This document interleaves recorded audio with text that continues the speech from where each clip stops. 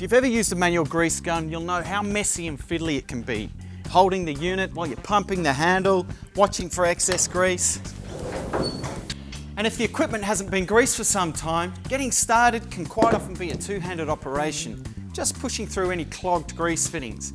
Thankfully, RYOBI's 18-volt 1 Plus powered grease gun effortlessly produces 10,000 psi to overcome this problem. It also has a few extra features to make greasing of your equipment quick and simple.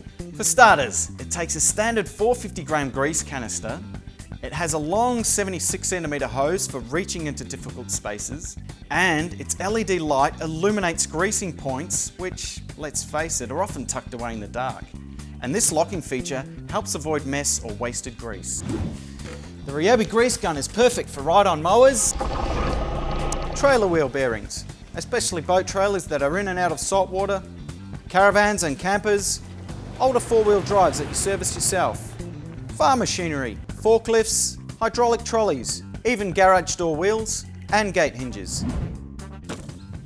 Finally, once you've finished greasing everything that used to squeak, sit back and enjoy the silence.